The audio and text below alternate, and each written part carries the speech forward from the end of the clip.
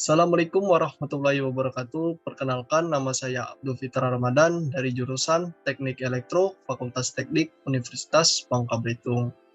Pada video kali ini, saya akan melakukan presentasi untuk kontes robot Abu Robocon. Ini merupakan video pembelajaran ya. Ini saya buat sendiri untuk kontes Abu Roboconnya. Nah, robot Abu Robocon bisa dilihat di gambarnya itu ada robot yang berwarna merah, warna biru, dan itu yang sebelah kanan itu adalah struktur dari komponen robot Abu Roboconnya itu. Nah, KRAI atau Kontes Robot Abu Indonesia itu adalah kontes robot antar perguruan tinggi di Indonesia yang bertujuan untuk menyeleksi dan mengevaluasi tim robot yang akan mewakili Indonesia pada ajang Abu Robocon. Setiap tahunnya, kontes ini memiliki tema yang berbeda menyesuaikan dengan tema internasional Abu Robocon. Namun umumnya, format kontes berupa penyelesaian tugas-tugas yang dilakukan oleh dua robot atau lebih. Salah satu dari robot dikendalikan secara manual, sedangkan robot satunya bergerak secara otomatis. Jadi maksudnya ini, robot ini bisa dikendalikan secara manual dan bisa juga dikendalikan secara otomatis. Oke, untuk slide berikutnya. Ini merupakan game rules ya. Game rules. Jadi untuk setiap permainan dari gamesnya itu nanti kan setiap robot itu akan bertanding. Nah, untuk yang pertama itu di robot ini itu ada timnya itu tim merah dan tim biru. Kemudian untuk yang selanjutnya itu ada robot. Jadi dalam pertandingan itu ada dua robot ya, robot satu dan robot dua. Robot tersebut bisa manual dan otomatis. Kemudian itu ada seeker, robot pelempar atau pencari. Nah, seeker itu biasanya berobot berwarna merah. Kemudian hitter itu adalah robot pemukul. Hitter biasanya robot berwarna biru.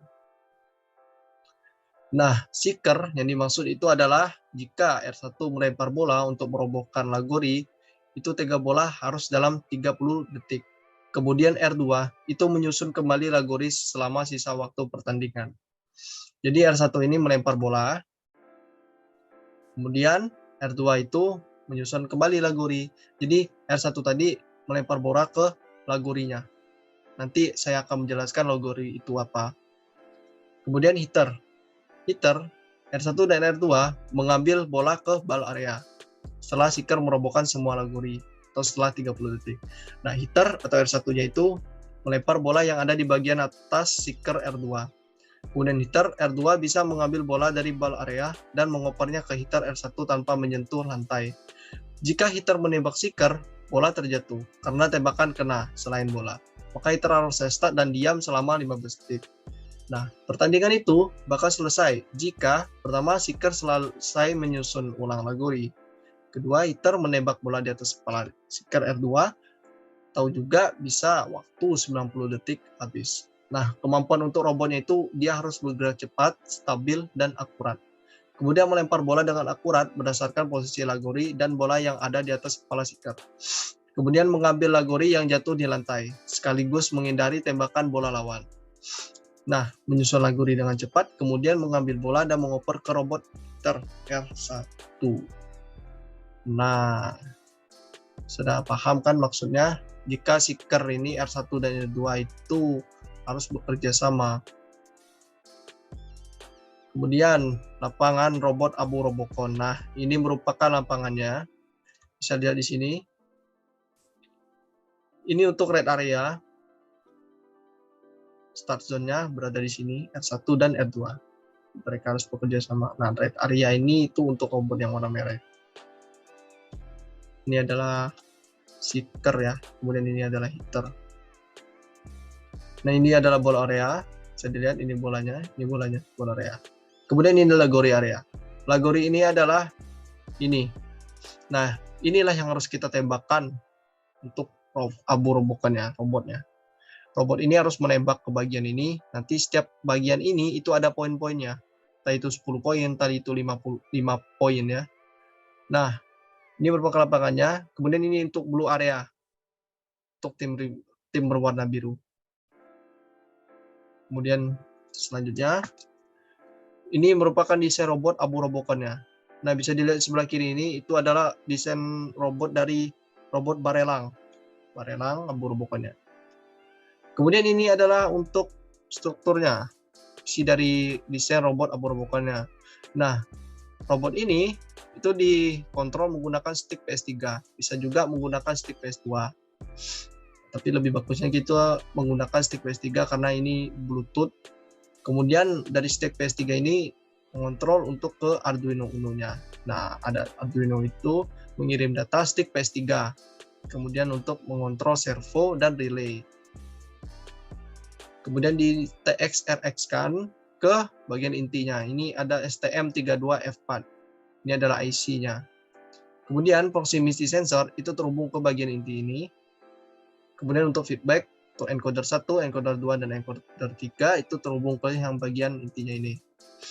Kemudian inverse kinematic, forward kinematics mengirim data kinematics ke slab 1, slab 2, slab 3. Nah, setiap slab itu ada namanya komponen juga. Itu IC STM32F4 103C8. Ini sama untuk slab 1 sampai slab 3. Kemudian dari itu tadi kita parsing data. Kemudian ke pit motor 1, pit motor 2, dan pit motor 3. Kemudian dari pit motor 1 itu barulah mengontrol ke motor 1, motor 2, motor 3. Motor ini bermaksud untuk mengontrol yang kemana kita mau bergerak kiri, kanan, lurus, ke depan, atau ke mundur ke belakang. Motor inilah yang akan mengontrolnya. Dan motor ini dikontrol melalui stick PS3 dan diprogram melalui dari Arduino Uno tadi. Entah itu nanti programnya itu dari program lain ya, selain Arduino itu. Oke, lanjut. Kemudian ini ada siklus pengembangan robot. Siklus pengembangan robot itu terdapat 4 untuk pengembangannya. Itu kita harus mengetahui konsep, kemudian desainnya, kemudian implement, dan mengoperasikannya. Nah, konsepnya ini itu kita harus mempelajari aturan kontesnya. Aturan kontes ini maksudnya itu game yang seperti tadi. Kita harus tahu dulu benar-benar permainannya ini seperti apa. Kemudian untuk sudah mengetahui aturan kontesnya, kita harus menentukan strategi bermainnya itu seperti apa. Entah itu kita strateginya harus menembak bola yang di atas kepala itu dengan cepat atau menembakkan legorinya dengan akurat. Kemudian kita menentukan teknologi yang dibutuhkan. Teknologi seperti apa yang dibutuhkan untuk melakukan kontes robot ini. Kemudian kita memperkirakan kebutuhan sumber daya. Nah, kebutuhan sumber daya ini bisa juga sumber daya manusia yang memahami untuk kontes robot abu-robokon ini. Sangat minim sekali untuk orang yang memahami untuk robot ini sebenarnya. Sayang sekali untuk yang sekarang. Tapi untuk sekarang ini bisa saya lihat dari banyaknya perguruan tinggi itu mahasiswa sudah banyak mengenal yang namanya robot abu-robokon ini. Semoga saja Indonesia itu bisa menjadi juara setiap ajang-ajang dunia ya. Amin. Kemudian selanjutnya itu desain. Nah, desain kita harus membuat rencana proyek.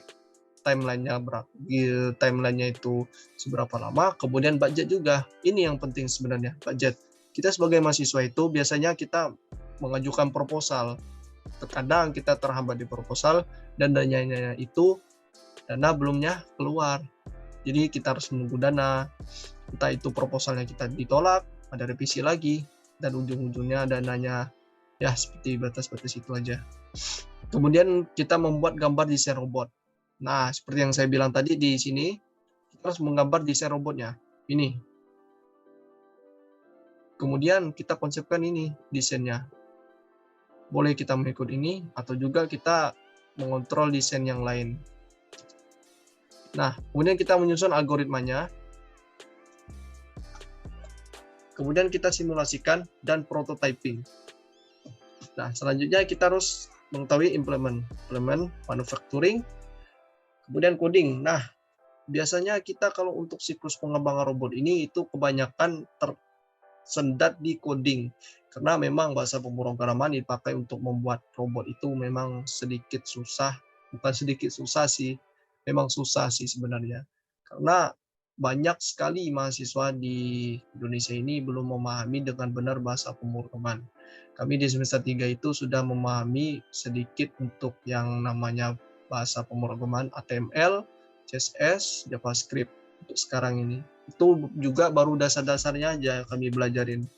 Belum sangat memahami dengan benar codingnya ini. Nah, Jika kita tidak mengetahui codingnya, ya kita memakai coding yang sering dipakai sama mereka yang sudah senior-seniornya untuk robot Abu Robocon ini. Bisa juga kita membuat sendiri dengan didampingi oleh dosen-dosen kita yang setelah ahli dalam melakukan atau mengikuti kontes robot Abu Robocon ini. Jadi buat kawan mahasiswa, jangan lupa lah untuk mengikuti ajang-ajang untuk kontes-kontes robot itu. Karena sayang sekali kalau kita kuliah tidak ada mendapatkan lomba-lomba seperti itu ya. Karena di sininya saatnya kita untuk bertanding. Nah, kemudian kita testing. Nah, setelah kita mendapatkan konsepnya, setelah mendapatkan desainnya itu, kemudian kita sudah mengcoding. Sekarang kita testing. Setelah kita testing, kita akan menemukan yang namanya validation. Nah, validation ini maksudnya itu valid. Apakah akan terjadinya error dalam coding, dalam pergerakan ke kiri, ke kanan, lurus ke depan, itu codingnya harus gimana. Kadang juga banyak sekali yang rusak komponennya. Karena kan kesalahan dalam memprogram dan kesalahan dalam merakit robotnya itu. Nah, seperti itulah. Kemudian untuk selanjutnya kita mengoperasikan. Nah, mengoperasikan robot pada lapangan pertandingan. Langsung kita operasikan lapangan robot tadi ke lapangannya. Kita aplikasikan. Kemudian kita demo dan simulasi pertandingannya. Running text. Kita coba, kita demo. Kemudian kita setelah selesai menggunakan running text, kemudian kita bertanding dengan tim yang lain, tim lawan. Semoga aja kita ke depannya bisa benar-benar memahami yang namanya robot Abu Robocon ini. Nah, buat kawan-kawan ini yang belum memahami dengan benar strategi memenangkan robot Abu Robocon ini, strategi ini saya dapatkan dari Bapak Suyanto kalau nggak salah. Ya, Bapak Suyanto. Ini katanya strategi memenangkan lomba robot Abu Robocon ini itu terdapat 6. Yang pertama itu kita harus membuat rules dengan sungguh-sungguh dan teliti. Rulesnya ini kita harus memahami konsep permainannya seperti saya bilang sebelumnya tadi. Kita harus memahami dengan sungguh-sungguh dan teliti. Kemudian kita cari orang lain dari luar tim sebagai masukan. Nah, dari luar tim ini maksudnya ada para senior seperti saya bilang tadi, ataupun dosen, ataupun bisa juga operatornya. Kadang operatornya ini memahami lebih dari kita sih terkadang. Nah, cari orang lain dari luar tim sebagai masukan itu supaya masukannya misal dia memberikan masukan ini seperti ini, kita harus memahami strateginya mereka seperti ini. Kemudian kita harus memahami juga robot itu harus autonomous. Autonomous ini bisa bergerak bebas maksudnya. Tanpa ada error, maka harus banyak sistem yang harus kita pakai. Kemudian kita harus mempunyai sistem membaca pergerakan robot lawan. Makanya di sini kita harus mendapatkan strategi gimana kita bisa membaca pergerakan robot lawan. Kemudian kita mencari sudut. Sudutnya ini maksudnya gimana caranya lagorinya itu roboh, tapi tidak terlalu berantakan ke area lawan. Jadi misalkan Peter ini melempar bola ke lagorinya. Kemudian lagorinya ini roboh, tapi tidak terlalu berantakan ke area lawannya. Bisa juga kita pelan-pelan dengan melemparnya itu lagorinya itu roboh semua, tapi berantakannya tidak ke area lawan, ke area kita aja. Itu maksudnya. Kemudian, ini robotnya harus cepat menembak lagori dan fokus nembak bola di atas kepala robot lawan. Jadi robot ini menembak lagori, dia harus cepat benar dan fokus saat menembak bola di atas kepala robot lawan yang ada di kepala R2 kalau nggak salah ya. Baik, sekian untuk presentasi untuk robot Abu Robocon ini. Semoga di sekarang ini kan masih ada untuk mengikuti kontes robot Abu Robocon di Delhi 2022. Nah, sekian untuk presentasi robot Abu Robocon ini. Bila saya ada kesalahan kata, saya mohon maaf. Bila saya ada juga perbuatan yang salah, saya mohon maaf juga. Kepada Allah saya mohon ampun.